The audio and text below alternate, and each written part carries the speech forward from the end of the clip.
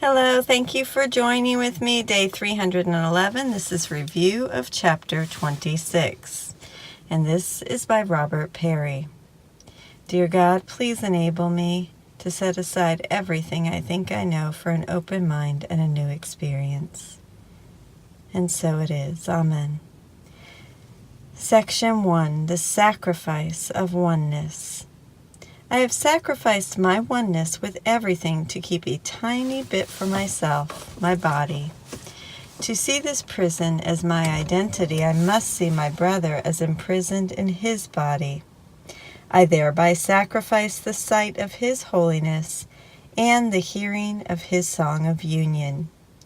Yet this changes nothing. He is still God's Son, still as limitless as he is in heaven. My function is to call him to come forth from his tomb so he can set me free from my own. Section 2. Release from every problem. The core of each of my problems is an error of mine, a demand that someone sacrifice so I can gain. I am selective in giving problems to the Holy Spirit because with some I want to keep the injustice at their core. This makes those problems seem beyond healing. But if I will give the injustices at the heart of all my problems to him, they will all vanish without regard to size, proving they were illusions in the first place. Section 3. The Borderland. In heaven there is no choice, for there is only one thing. On earth I waste my power of choice by choosing between different forms of nothingness.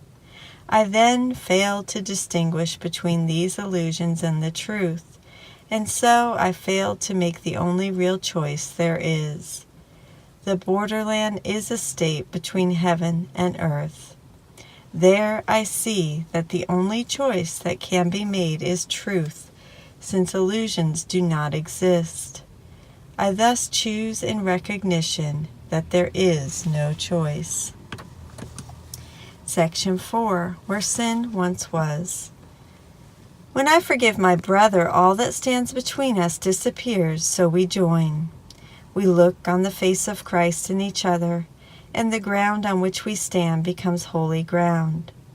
A sacred altar arises between us. We enter a new world. The lights of heaven come to join us and sing to us of heaven. And both of us are drawn to take our part in this song and to return with the lights from where they came. Section 5. The Little Hindrance. The original error splintered into countless variations, all happening simultaneously in a tiny tick of time. But God introduced his correction into that same instant, and it corrected the one error and its many forms, thus ending all of it. In the present, then, I am simply reviewing scenes from a long distance past. All the obstacles I face are in truth behind me, and are thus only a little hindrance. I remember it is all past when I forgive my brother's past.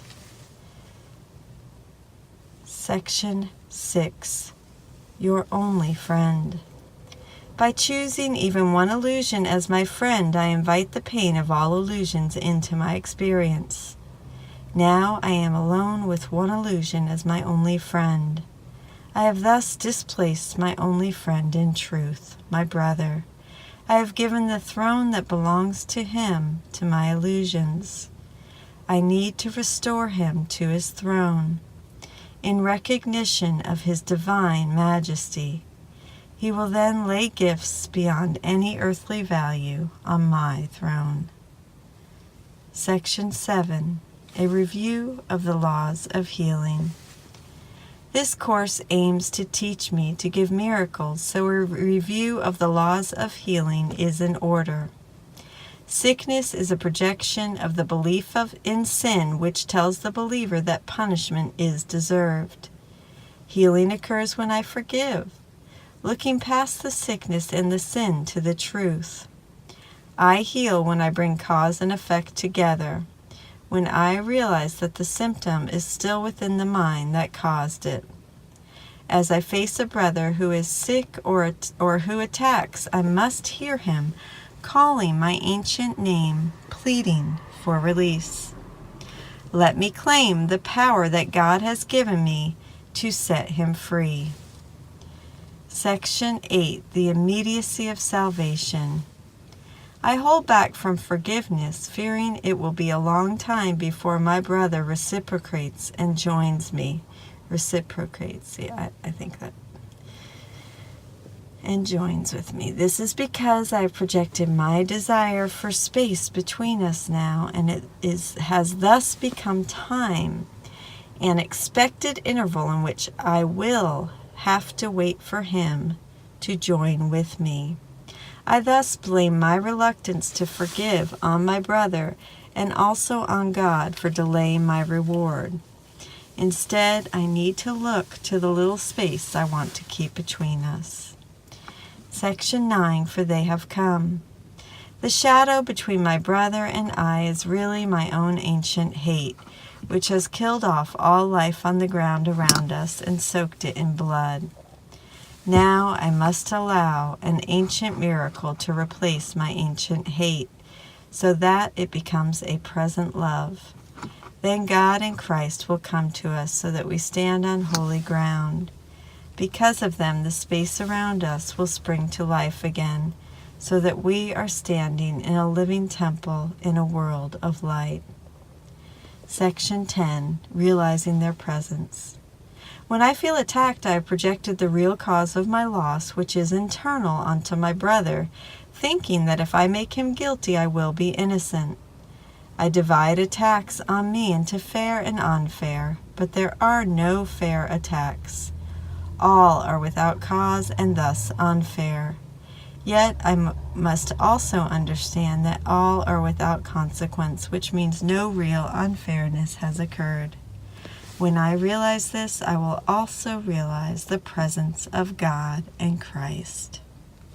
And that is the review by Robert Perry of chapter 26, day 311, with the Course Companions group. Thank you so much for joining with me. Have a beautiful day. I love you.